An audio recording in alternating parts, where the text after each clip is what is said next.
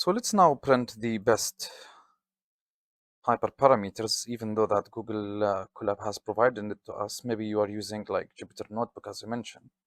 So to do that, let's start by finding the best hype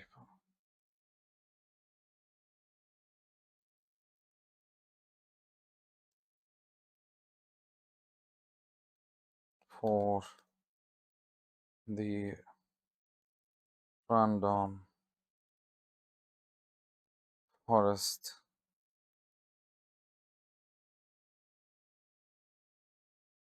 Classifier model. To do that, simple as previous one, I'm gonna again explain each of the parameters again. If you missed the previous one, just gonna call the best params.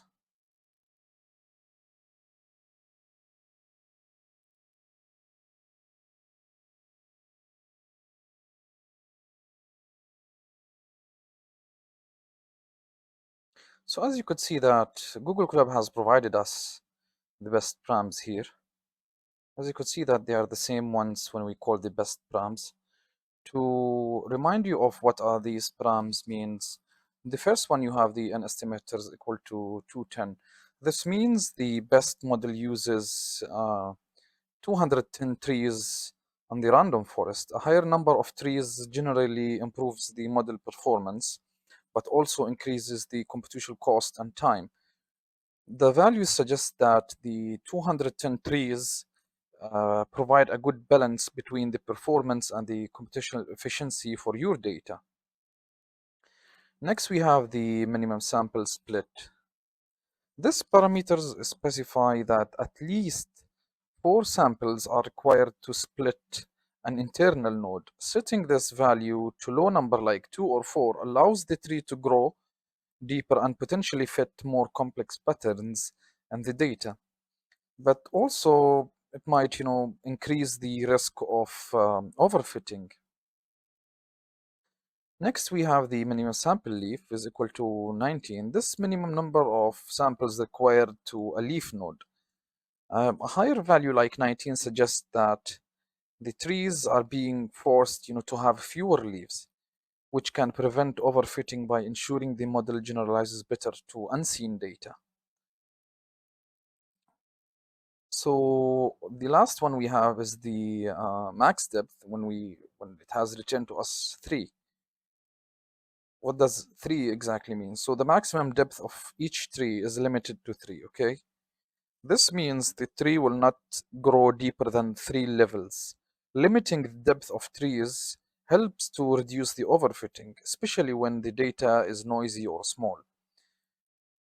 The depth can, prevent the trees from learning overly complex relationship. So it's avoid taking, much time and then being able to summarize everything, but not being able to recognize unseen data.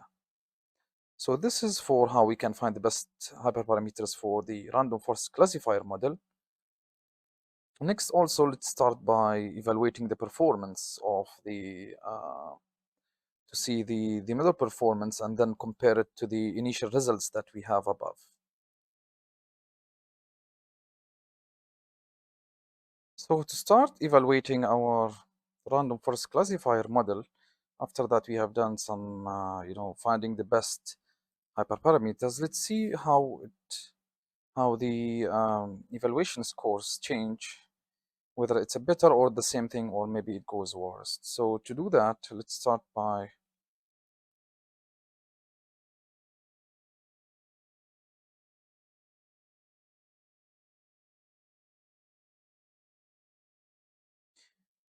random forest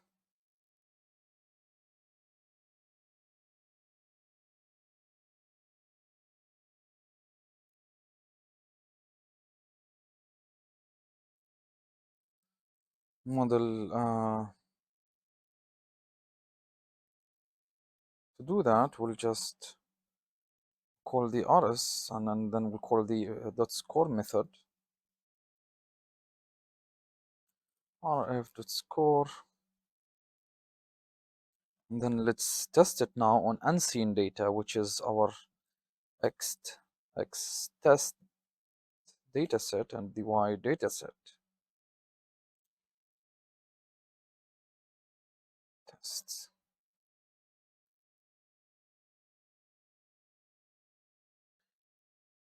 So rs r.score. This works because the rs or rf is randomized search CV object that contains the best model for the random forest classifier with the best found hyperparameter. So the dot score method will return the accuracy of the best model found during the search on the X test and Y test datasets. Let's see the results now. Okay, that's good compared to the initial results that we have. So now after that we have tuned our random forest classifier model using the randomized search CV to find these parameters. After we have again fitted our model, we could see that the results was better than the baseline that we have. So here, if you recall that, we'll go back and we'll see. So we have around 87%. Let's see our baseline that we have started with and then compare it. Okay, so our random forests, as you could see that our baseline or the initial results without any model tuning or applying any best parameters for the random forest model, it was around 83 or 84%. So after that we have fit our model using the best parameters that the randomized search CV has found. We could see that it has better results than with around 4%. So that's good for us. So we can, consider that this method of finding, the best parameters was successful for this model.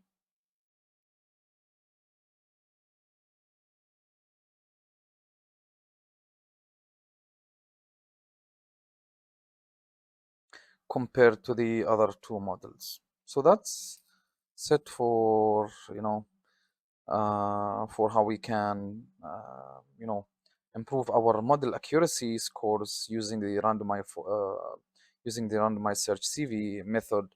We applied it on the random forest classifier and the logistic regression model.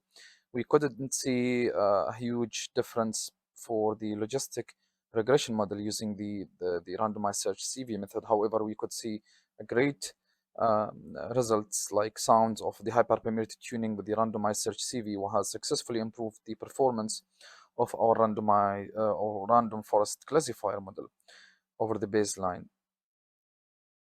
So it's a solid improvement, especially if your baseline was, underperforming, like in our case.